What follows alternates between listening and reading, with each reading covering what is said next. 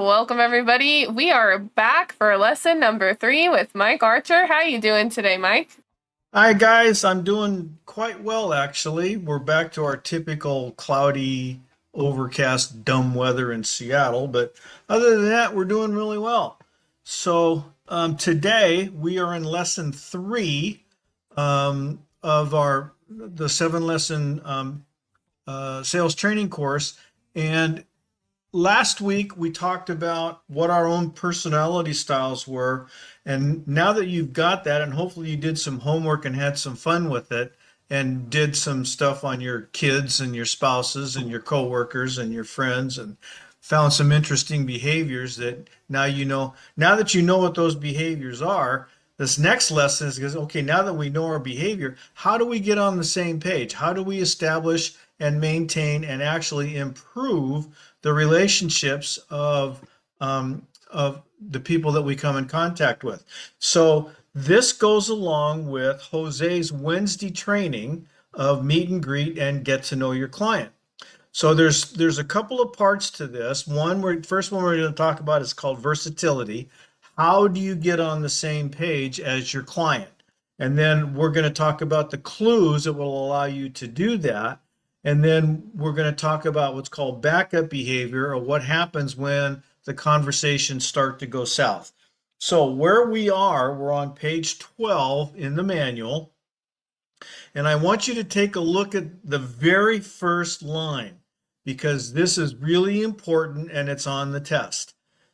I want you to underline this, circle it, do whatever you need to do to remember this. But it's versatility is nothing more than being willing to temporarily change your home-based style to accommodate or match the style needs of the person that you're talking to. And that's it. This is not a permanent change. It's just a matter of you being willing to make the changes in your own personality in order to accommodate the other person. And it's not as hard as you think. It's really quite simple, and you'll understand why when we get into that. Okay. And versatility starts with you. This is something you have to do to yourself. This is not something you expect the other person to do. So the very first thing I want you to do is versatility. Am I willing to temporarily change my behavior to accommodate the other person? This is how to be versatile. And it's different.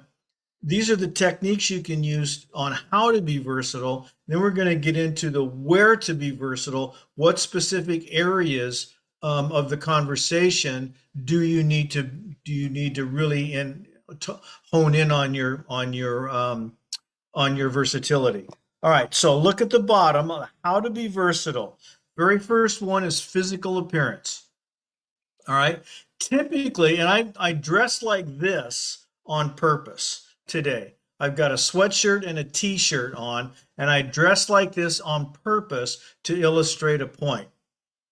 Normally, when you see me, I am in a collared shirt, typically a golf shirt, which would be known as business casual. What I'm wearing today is completely and totally casual. So physical appearance is, um, are you matched properly with the person that you're talking with? So it's, for example, let me give you a really classic example. Because this is a business situation, I should not be this casual. I am dressed down. But when I was working, if I was going into a school, typically I would be business casual. I'd have a pair of khaki pants on, a pair of loafers, and a golf shirt. But if I knew I was going to be meeting with a purchasing director or a school principal or somebody that was a little higher up in the food chain in that district, I would carry a shirt and tie with me in the car, and I would change. So that would make it that would be me being versatile to matching what I need to do in that particular sales call.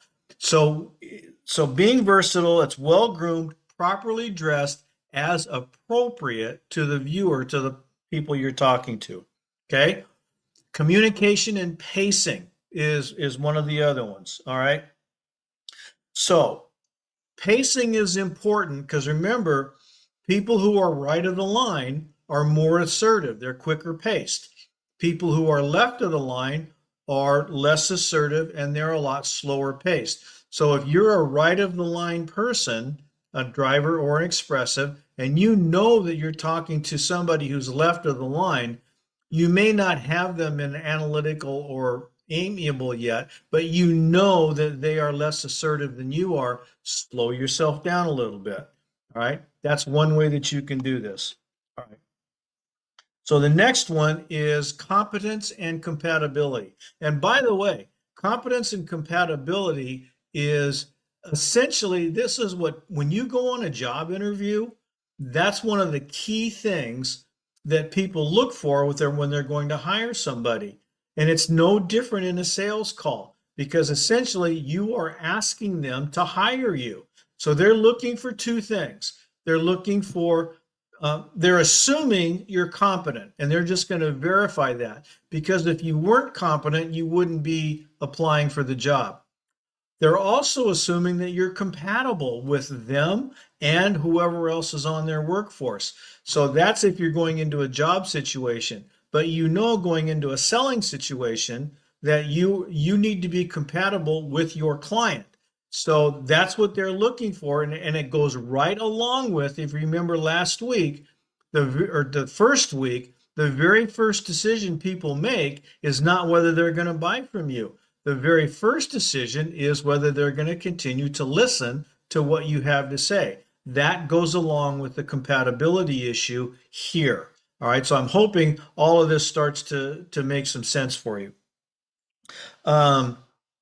Then the next one is giving verbal and nonverbal feedback. So we're going to start getting into the conversational circle next week, which is how you move the process along.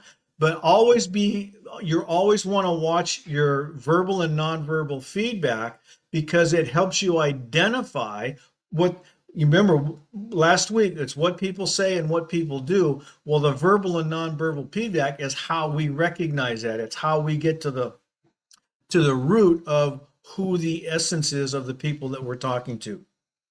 And then lastly, and the reason that this is in here, is facial expression and eye contact are really important because when you meet somebody for the first time, those are the two things that you can immediately pick up on that will help you identify their assertiveness style. All right.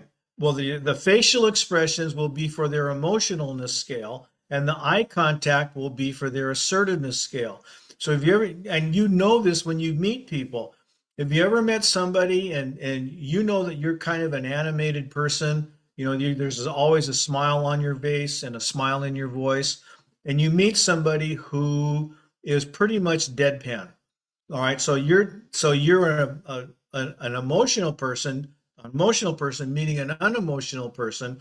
And have you ever met people whose eye contact is darting all over the place and they never ever talk to you, or they never ever look at you directly?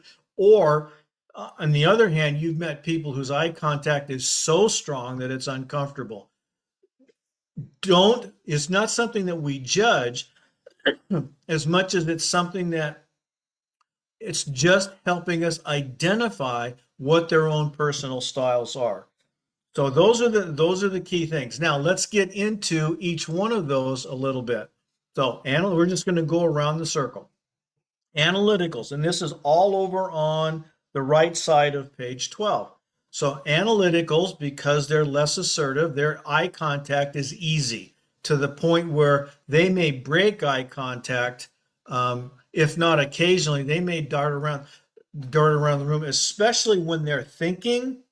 They're going to break eye contact to look someplace else while they're thinking because it helps them process information. When you go in with an analytical, you need to be prepared. Remember, they're the facts and the data people. So being prepared, being accurate, giving evidence, and being precise all goes hand in hand with when you're talking to an analytical. Now, you're not going to know that on your very first encounter with them, but as you come back and you have more and more meetings with these people, especially on complex sales, you're going to know, okay, I'm dealing with a facts and data person here. I've got to go dig and do some real hard research because I guarantee you an analytical is going to go research stuff on their own and they're going to compare what they learned with what you learned. Take it to the bank. When you're talking to an analytical, that's one of their favorite things to do is research and go find stuff. A really good illustration of this is my brother Steve is a classic analytical. And one time he and I were having a discussion, and I said, Steve, what would you do if I had so much information, whatever talk we were talking about, that I had so much information it just proved me right? Said simple. I just go look someplace else to find information that proved I was right.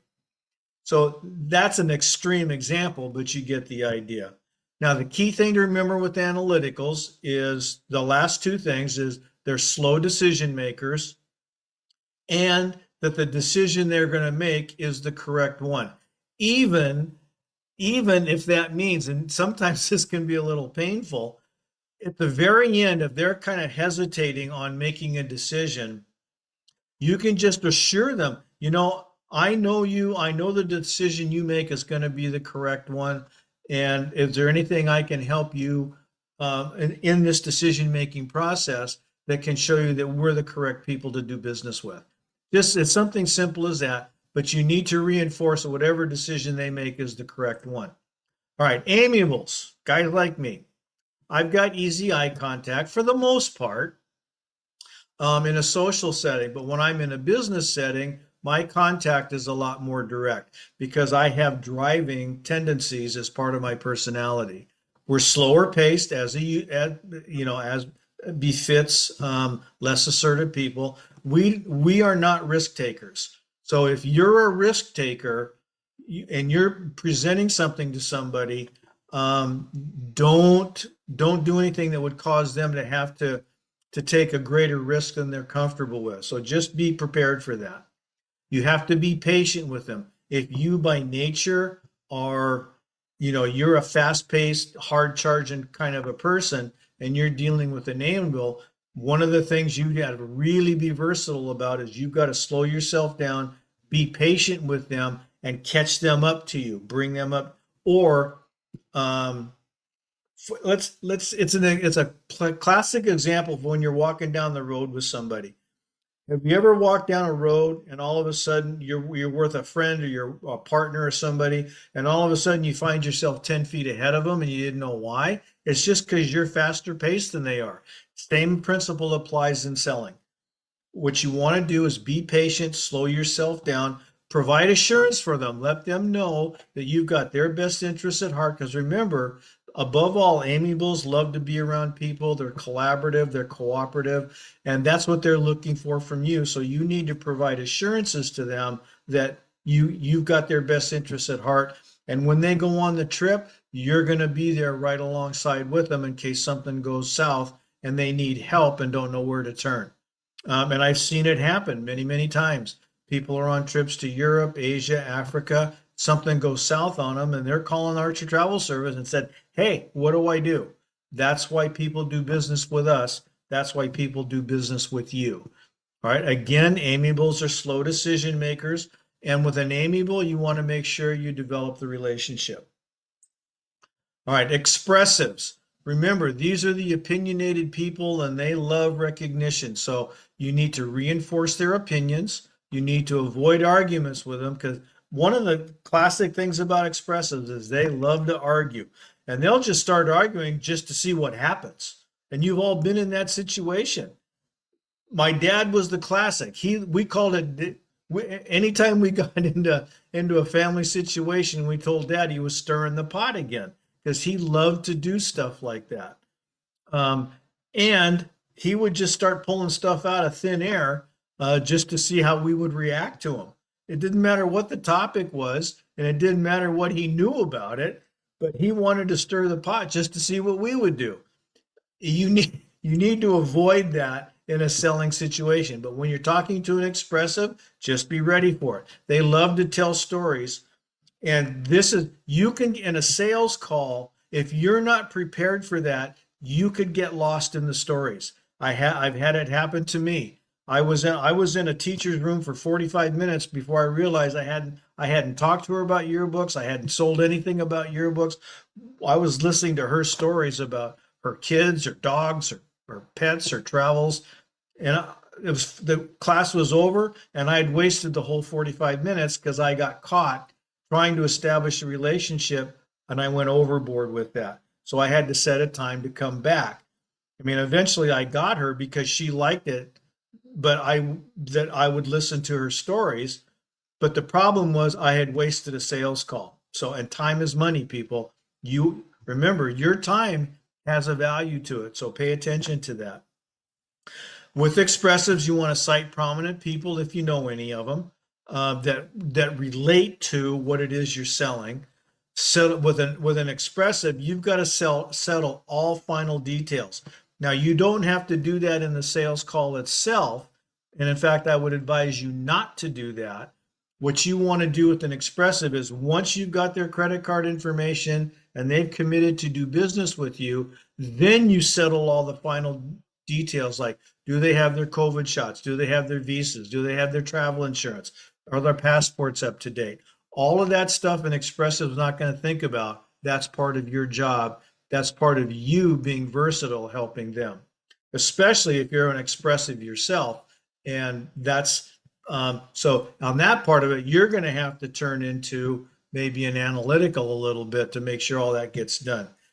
Expressives love to make fast decisions, and with an expressive, don't get bogged down in the details with them. That's for the post selling. It goes along with settling all the final details. Focus on the big picture with an expressive. That's how you get to them. And then finally, the drivers have strong eye contact, very strong. They're simple and direct. Just when you go, remember I told you there's a lot of ways to go from Seattle to Portland, and the questions you ask and the personalities you're dealing with, drivers are want to go to, they're going to want to go straight down I-5. It's a 2.5 hour drive, and that's the way they want to go. They're not interested in any of the sightseeing routes. All right, so go be simple and direct with them. Don't waste their time. Get right to the point, and they like facts and data. Remember, they are above the line people. They're not that emotional. So use facts and data with them, and always, always, always stay on task. You are just going boom, boom, boom, boom, boom, right on down the line with the driver.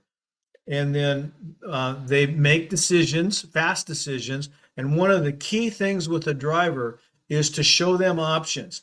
So the options, when you show them options, one of the big complaints that Jose always has when people come in or people talk to Jose and Susie about, I did this, this, and this, and I had 5 presentations for these people and I didn't get the sale. You're overwhelming them with information.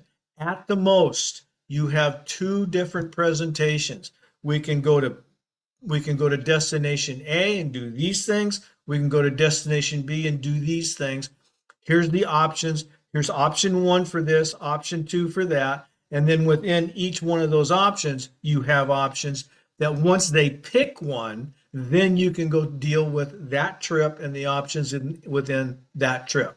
So I hope that makes sense to you, but show a driver likes options. All right. So now this is the second part. I just showed you how to be versatile. This part is called where to be versatile. Where in this conversation can you change what you're doing to, or how can you reinforce what you're doing? So this chart on page 13, down the left-hand column, what the 3 things are: what to support, how do you use your time, and how do you help them make decisions. All right, so that's where to be versatile, which this is on the test. So you can see I've got underlined in blue the really key points. So what to support with an analytical is their decision is the correct one. And remember, they are less emotional, so chances are they are not likely wanting you to touch them, even if you handshake is about as far as an analytical or a driver or an analytical will go. I've seen extreme cases where I've reached out my hand and one person actually handed me a business card were in that hand and didn't want to shake hands, which was fine. That was something I recognized that I'm dealing with an analytical. So even that is a clue. All right. So with a driver, show options. Remember, that's one of the keys. And again, some drivers like to be touched, some drivers don't. Just be aware that these are not the huggy people. And if you're a huggy person, you have to avoid this. All right, use of time. And we talked about this. This is a summary. There's nothing in here that's highlighted, but these are all things that you need to pay attention to in your use of time. So you might want to review this particular page right before you go into one of your interviews. And then in your decision making with an amiable, this is the key to an amiable. Above all else is developing the relationship. One of the keys to an expressive is focus on the big picture. And then finally on a driver, let them make the decision. That's the key. And sometimes that can be painful because if you ask them to buy, then once you ask somebody to buy, you got to shut up because a driver is going to want to think. I had this happen to me in a principal's office. I asked him to buy from me, and I put the contract down on his desk and pen on top of the contract. And then he immediately turned around and looked out his window into the parking lot, and I just sat there. And it seemed like forever, but it couldn't have been more than 10 or 15 seconds. He turns around, grabs a pen, and says, "Where do I sign?" So you have to let them make the decision. Okay, so now what happens? So these are in the course of your conversation. This is the versatility part is how you can help maintain that positive personal, interpersonal contact. But what happens? So turn over to page 14 and 15.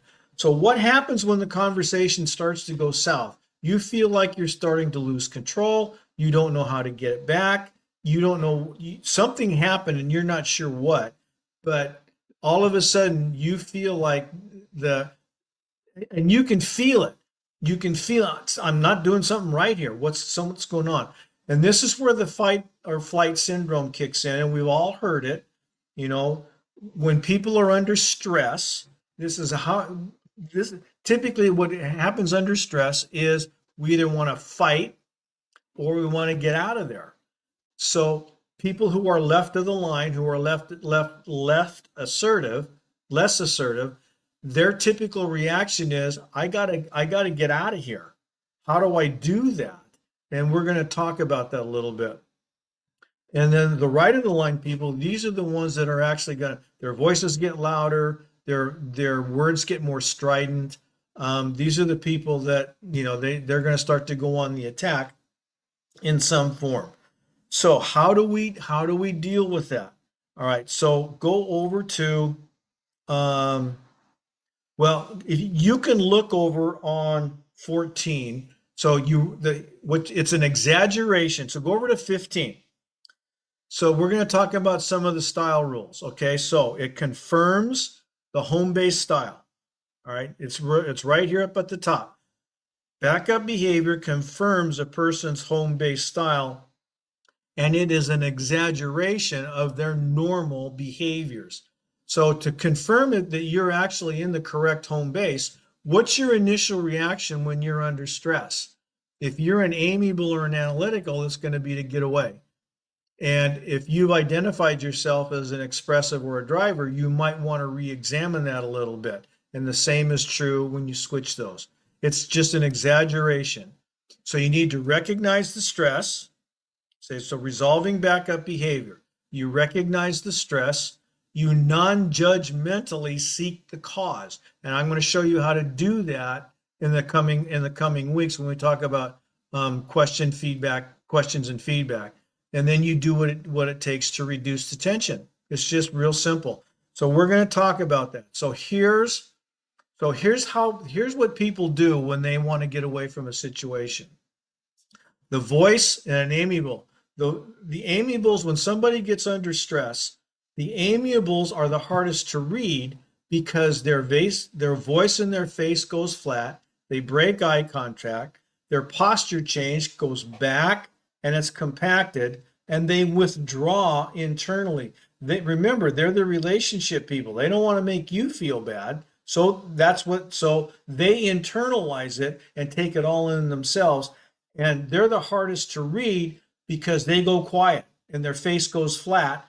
And you look at them and think they're agreeing with what you're saying when exactly the opposite is what is happening. When an amiable goes quiet, you've got a problem, and you need to understand that, especially if the eye contact breaks. A lot of times, they'll kind of drop the head a little bit. So that's their way of getting away. They go compact. They protect. What they're doing is they're protecting inside. They're protecting their emotions. So you might even see them do this. Drop the head. Pay attention to their nonverbal posture. All right. Analyticals, again, their voice and their face goes flat. They will break eye contact. Now, an analytical is a lot easier to read, because an analytical will do is they'll put up a wall. They'll posture change. They'll go back, and I've seen it happen. They'll take this arm, drop it over here like this. You can't see my leg, but I have crossed my left leg over my right, and I have created a wall with the big part of my leg, the all side, and my shoulder in here, and they turn sideways. So they're creating a wall between you and them. I've seen it happen. But anything that you see that is any hint of my extreme, and something where they might just turn their head slightly, that's just be aware of that's how they get away. And they will withdraw physically or emotionally. I have seen people get up and leave the room. If the stress gets bad enough, they'll just get up and leave, and the conversation's done. I'm sure that you've probably seen that, or witnessed, or been a part of that. Drivers, these people, their voice gets louder, stronger eye contact. These are the in-your-face people, so their posture change is going to come forward and up like this, and chances are they're going to make themselves bigger. You didn't see, but normally I'm like this, but I just come up on that. Look at my shoulders get bigger here. Okay, this is what I'm doing. I'm taking a threatening position, and it's a take charge attitude. I'm in charge here. Don't mess with me. So that's how you can recognize that. And then expressives are kind of the same. Their voice gets more animated, especially in their faces, much stronger eye contact. And again, they come forward and they will expand. I mean, they'll sit up straight and tall. So where a driver will get in your face, an expressive will get up really tall, spread their arms out, do whatever to make themselves bigger. And they're confrontational. They're in your face, either physically, verbally, emotionally. They are now on the attack. So again, this is an exaggeration of their home-based styles. Now, what happens down at the bottom of page 15? What happens if we cannot get our stress under control in our home-based style? It's called a Z out. All right. So what happens is, if I can't get my stress controlled in my home-based style, and again, pay attention to that, the person will migrate in a Z pattern to this next style. So using me, I'm an amiable, so you can see the arrows. If I can't control my stress by shutting myself down, which has happened on occasion, I'll come over into the expressive and I'll start attacking, which I've done. And it's not fun. It's not something I enjoy or like about myself. And I've had it happen where even that doesn't work. So I still can't get my stress under control. So I leave. I'm an analytic. I'll get out of there. I had a huge argument with my daughter over a really dumb thing one time over a television show. that she didn't think I should be watching for whatever reason, because it offended her. It was a perfectly innocent show, but it offended her because she didn't like the actors. And I said, hey, this is my house. I can do whatever I want. I'm going to watch. And she just wouldn't let it go. So she came back in my face. I got up, grabbed the keys, and left and went down to Baskin Robbins and bought a pint of chocolate chip ice cream. And I came back and I was still ticked. But at least I got out of the situation and we resolved it a couple of weeks later when we were both calm. Now, had that not happened, and I decided to get back in her face, I would have finally migrated over to the driver pattern.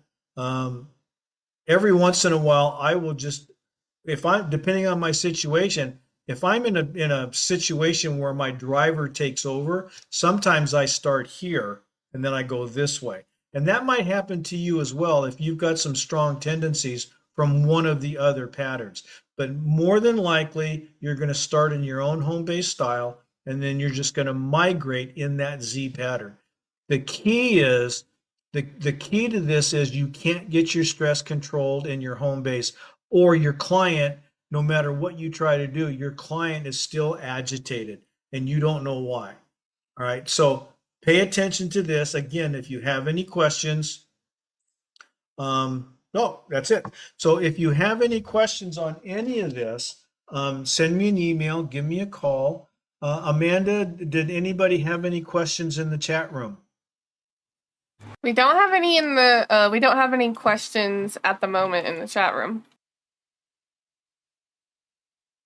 Oh, sorry. We don't have any questions in the chat room at the moment. Okay. But if you do have questions, reach out to Mike. Like you said, there's his number on the screen and his email. So don't hesitate to reach out to him. And don't forget to join us next week for lesson number 4 with Mike at the same time on Tuesday. We'll be here. See everybody. Thanks for joining today.